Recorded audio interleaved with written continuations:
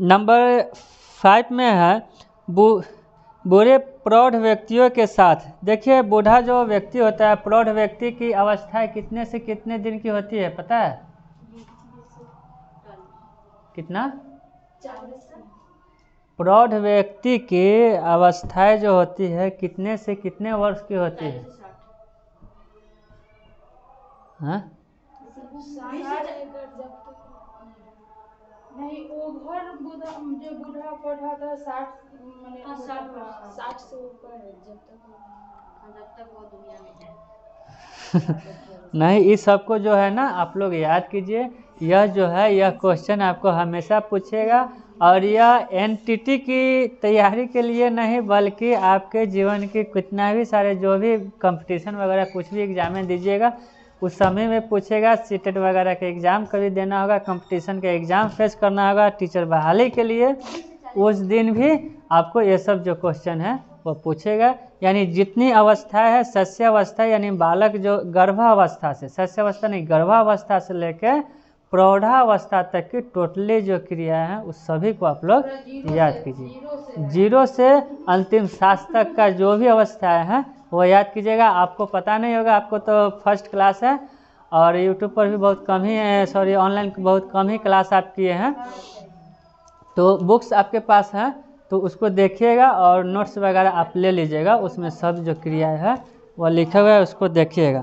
तो बुरे प्रौढ़ व्यक्तियों का जो साथ होता है, यदि प्रौढ़ व्यक्ति बुरे होते हैं तो कभी कभी इनके संपर्क में आने के कारण बालक भी बुरा असर पड़ता है, बालक पर भी। देखिए कहा गया है कि एक तो कहा गया है कि जैसा संगत वैसा होता है, तो आपकी जो पार्टनर है, आपका जो दोस्त है, जो आपकी फ्रेंड्स है, तो वो जैसा रहता है उसके अकॉर्डिंग होता है।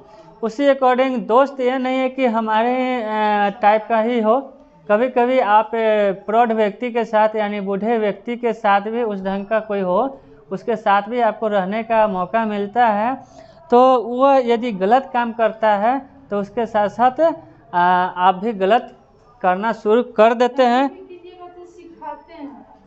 सिखाते हैं गलत करना। हाँ, बहुत तो खैनी खाने के लिए भी सिखाते हैं, वो भी गलत है।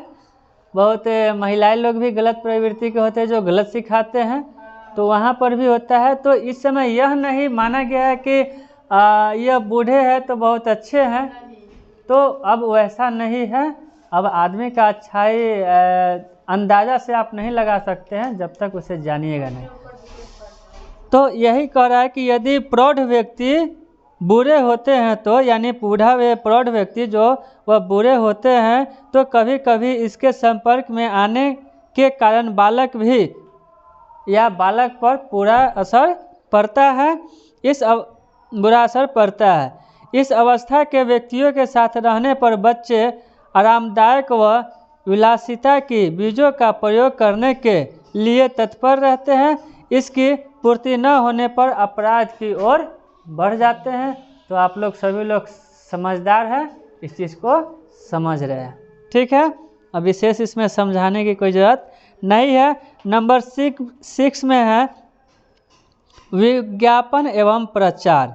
अब विज्ञापन और प्रचार का भी देखिए, तो अब क्या कहना है, विज्ञापन तो देखते ही हैं, बहुत सारे जो गंजी का प्रचार करते हैं तो पूरा बॉडी ही दिखाते हैं, तो ये सब भी एक गलत है।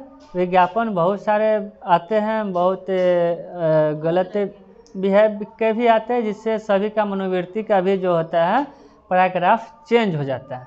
तो विज्ञापन का भी असर पड़ता है, बहुत बुरा असर पड़ता है। देखते हैं हम लोग बुक के अकॉर्डिंग। आज के आधुनिक युग में अनेक प्रकार के फैशन संबंधी वस्तुओं का विज्ञापन होता है। फैशन संबंधी वस्तुओं का विज्ञापन, कपड़ा का विज्ञापन, तो यह सब बेसी महिलाएं में पाई जाती है, उस सब का बेसी फैशन डिज़ाइन जो आता है उसमें मिलता है, तो उस तरह का भी होता है। और फैशन संबंधी वस्तुओं का विज्ञापन के जरिए प्रचार लिए तत्पर रहते हैं। इसकी पूर्ति न होने पर अपराध की ओर बढ़ते हैं। फैशन संबंधी वस्तुओं का विज्ञापन के जरिए प्रचार होता है। अर्धगन चित्र, अश्लील पोस्टर, वाक्यों का प्रभाव पड़ता है जिससे वह बुरे कार्य करना प्रारंभ कर देते हैं। तो हमने बताया अश्लीलता वहाँ से भी शुरू होती है, बहुत सारे हैं, अभी तो बहुत सारे वीडियोस भी चलते हैं। तो यहाँ से भी बच्चे में क्या है, वह गलत अपराधी प्रवृत्ति का होना मजबूरी हो जाता है। नंबर 7 में है संगी साथी। बुरे साथी अर्थात बुरी संगति मिलने से बालक भी अपराध छवि का हो जाता है। यह सभी व्यक्ति जानते हैं, यह आम बातें हैं। बालकों के व्यवहार पर उसके साथियों का काफ़ी प्रभाव पड़ता है, ये भी सही है। जैसा आपका साथी होगा, जैसा उसका यदि बुरा प्रभाव है तो आप पर भी पड़ेगा ही पड़ेगा, इसमें कहीं से न की संभावना नहीं है। इसमें सामूहिक रूप से एकत्र होकर नैतिक कार्य करने लगते हैं। देखिए, बुरा जब करता है तो वहाँ पर सामूहिक रूप हो जाता है। एक हम बुरा कर रहे हैं तो हमारे साथ जो हमारे दोस्त है वो भी 1-2 दिन रहो, वो भी कुछ न कुछ उस पर भी असर पड़ने लगता है धीरे धीरे। और सारी जो दोस्तें हैं एक संगति हो जाता है, एक टोली हो जाती है, जिसे एक समूह बोलते हैं, जिसके कारण कोई डकैती करता है, कोई कहीं गैंग रेप करता है, कोई कहीं चोरी करता है, कोई कहीं गाड़ी चुराता है, या कुछ भी करता है, या जुआ ही खेलता है, ताश वगैरह ही खेलता है। तो यह एक समूह हो जाता है धीरे धीरे करते करते। वहीं में कहीं सुनते हैं कि किसी का बहुत बड़ा गैंग है, ये है वो है। तो यह सब आ जाता है कहाँ, संगति के ऊपर ये सब आ जाते हैं, प्रभाव पड़ता है। इसमें सामूहिक रूप से एकत्र होकर अनैतिक कार्य करने लगते हैं, जो समाज के विरुद्ध होता है, समाज और कानून के विरुद्ध हो जाता है।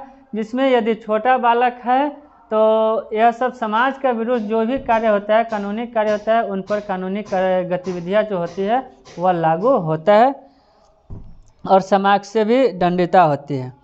नंबर 8 है सामाजिक प्रथाएं। समाज में प्रचलित प्रथाएं भी बाल अपराध को जन्म देती है। देखिए, समाज में भी कुछ प्रथाएं होती है जिससे बालक के अपराध को जन्म देती है। जैसे कि समाज में प्रचलित प्रथाएं भी बाल अपराध को जन्म देती है, जैसे विधवा, बाल विवाह, पूर्ण विवाह, निषेध, दहेज प्रथा। ऐसी प्रथाएं प्रचलित है जिससे अपराध प्रवृत्ति विकसित होती है। बाल विवाह जो कहना है इसका कि बाल विवाह जो है वह बाल विवाह भी करना गलत है। और पूर्ण विवाह निषेध, दोबारा भी ब्याह होता है, शादी ब्याह होता है, वो भी करना गलत है। दहेज प्रथा, दहेज लेना देना दोनों गलत है। और ऐसी प्रथाएं प्रचलित है जिससे अपराधी प्रवृत्ति की विकसित होती है। लेना गलत है, देना गलत थोड़ी है। नहीं, लेना देना दोनों गलत है। ठीक है, तो हम लोग आज यहीं तक रहते हैं। कल हम लोग पढ़ेंगे आर्थिक कारण के बारे में और इससे विस्तृत आगे जानेंगे। बंद करो।